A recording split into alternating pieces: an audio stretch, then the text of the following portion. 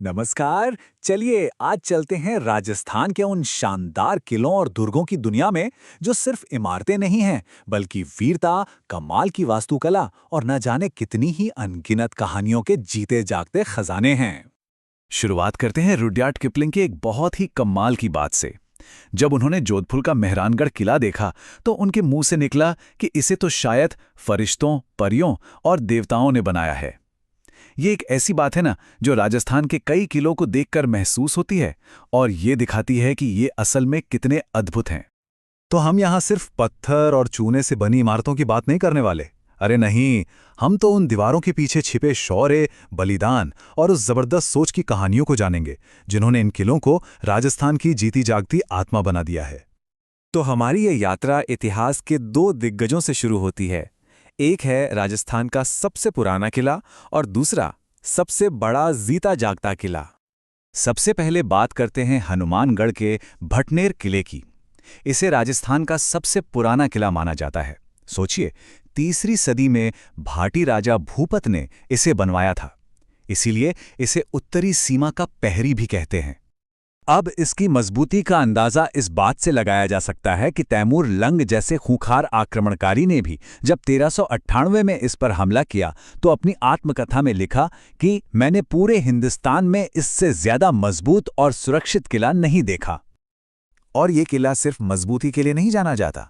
यहाँ एकता की एक ऐसी कहानी है जो दिल को छू जाती है। तैमूर के हमले के दौरान हिंदू महिलाओं के साथ साथ मुस्लिम महिलाओं ने भी जौहर किया था। उस दौर में ये मानवीय एकता का एक बहुत ही दुर्लभ और शक्तिशाली उदाहरण है। चलिए अब रुख करते हैं किलों के सिरमौर चित्तौड़गढ़ की तरफ। ये किला इतना विशाल है कि आज भी इसकी दीवारों के अंदर लोग रहते हैं, एक पूरा शहर बसता है और इसी वजह से इसे राजस्थान का सबसे बड़ा लिविंग फोर्ट कहा जाता है। ये गंभीरी और बेड़च नदियों के संगम पर मेसा पठार पर बना है। मतलब इसकी लोकेशन ही ऐसी है कि इसे जीतना लगभग नामुमकिन था। महाराणा कुंभा ने इसे इसका आज का स्वरूप दिया और हाँ, यहीं पर मालवा पर अपनी जीत की याद में वो प्रसिद्ध विजय स्तंभ भी बनवाया। लेकिन ये किला अपनी भव्यता से कहीं ज्यादा अपने 3 साकों के लिए जाना जाता है। ये बलिदान और वीरता की ऐसी कहानियां हैं जो सच में रोंगटे खड़े कर देती हैं। तो सवाल उठता है कि ये साका होता क्या है। देखिए, ये सम्मान और आज़ादी के लिए दिया गया सबसे बड़ा बलिदान था।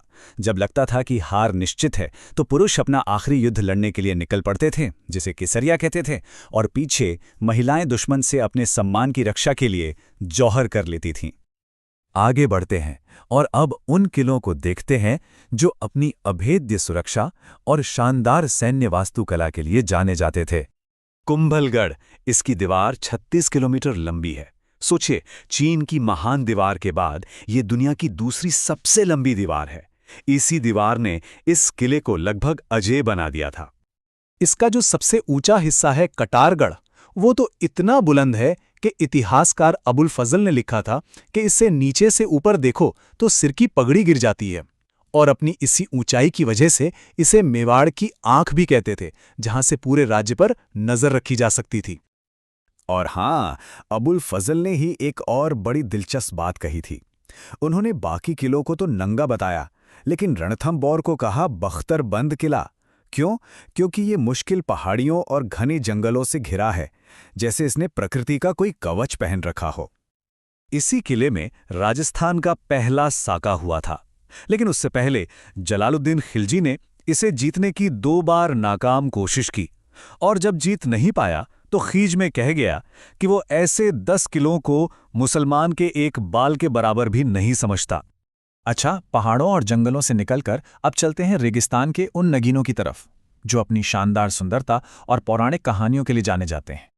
याद है, हमने शुरुआत में रुडयार्ड किपलिंग की बात की थी। वो बात उन्होंने जोधपुर के इसी चिड़ियाटुंग पहाड़ी पर बने मेहरानगढ़ किले के लिए कही थी। ये इतना भव्य है कि उन्हें लगा इसे इंसान बना ही नहीं सकते।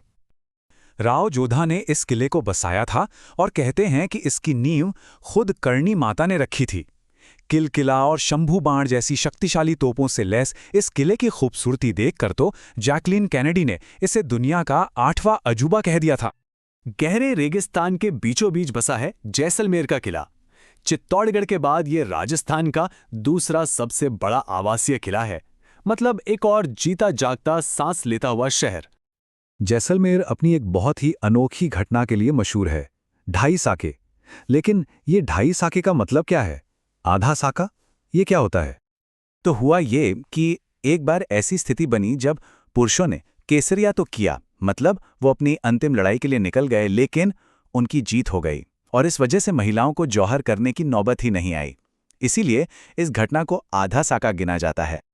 जैसलमेर के ढाई साके की कहानी सचमुच अनोखी है, लेकिन ये अकेली नहीं है। राजस्थान के दूसरे किलों की भी अपनी अलग पहचान और खासियतें हैं। चलिए उन पर भी एक नजर डालते हैं। जैसे कि आमेर, जहां का गणेश पोल दुनिया का सबसे सुंदर दरवाजा कहलाता है।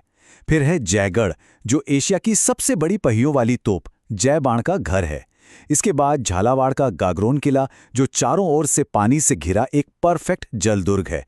भरतपुर का लोहागढ़, वो तो अपने नाम की तरह ही एक अजय किला का, जिसे अंग्रेज जनरल लॉर्ड लेक भी नहीं जीत सका। और हाँ, जयपुर का नाहरगढ़, जो अपनी 9 रानियों के लिए बने एक जैसे 9 महलों के लिए मशहूर है। तो मतलब साफ है, ये किले सिर्फ रक्षा के लिए बनी इमारतें नहीं हैं।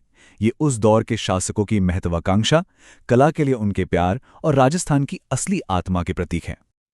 और ये सब जानने के बाद मन में एक सवाल तो आता ही है कि अगर ये दीवारें बोल सकती, तो हमें साजिशों, खुशियों और डर की और कौन सी अनकही कहानियां सुनाती, जो आज भी इन प्राचीन पत्थरों में चुपचाप दफन है।